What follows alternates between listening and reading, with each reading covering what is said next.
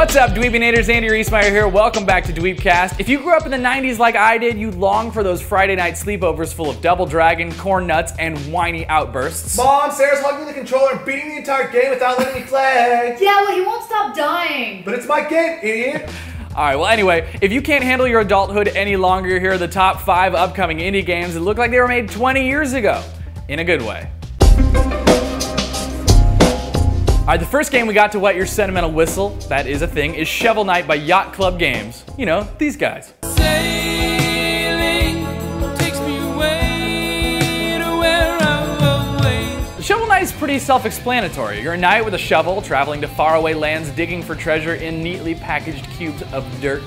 And if that isn't 90s enough for you, your shovel can bounce like a pogo stick, which makes sense because video games. Haven't we seen that before? I believe Sir Scrooge McDuck had a bouncing cane like that, which can only mean one thing. Scrooge McDuck is sponsoring Shovel Knight's adventure, so you better find yourself a lot of treasures.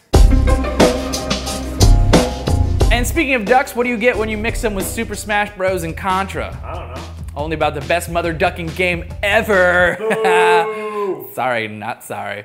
Out only on Ouya, I Give You Duck Game by Super Joe Bob. It's an arena deathmatch that's sure to cause a spike in sibling hatred across the land. What's not to like? You can be a sombrero-wearing, shotgun-wielding duck or a Jason Mraz hat-wearing, saxophone-smashing waterfowl.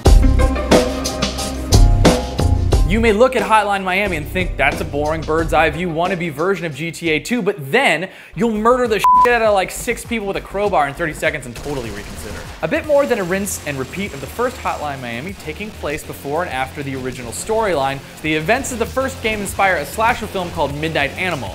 You play as the character of Pig Butcher, inspired by the first game's protagonist, Jacket.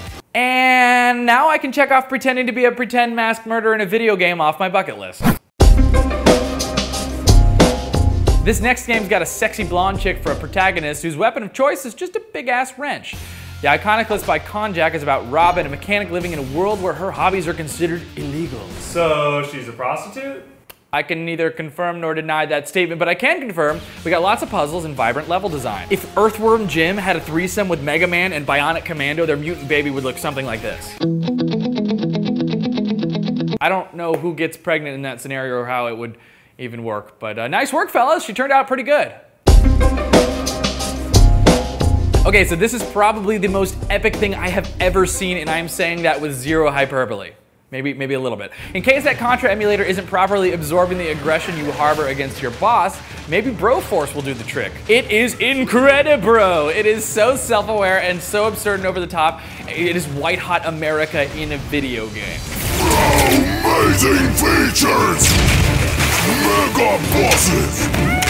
Bees! It's a side-scroller. You can play as these broed-out 80s and 90s action figures, and I mean, there's even a mode called Choppa Run, where you and a brofo race to get to the choppa before the explosions turn you basically into a giant bucket of V8. If Broforce doesn't give you a raging murder broner, then you should probably get that checked out, bro. Do you making the Twitters? Follow the DweebCasts at DweebCast. Got breaking news about Dweeb stuff and videos and pictures. Do it. Those are our top indie games from the future that look like the past. What are yours? Did I miss any? Would love to hear your thoughts. Let me know below or tweet us at DweebCast. I'm Andy Reesmeyer. We will see you next time.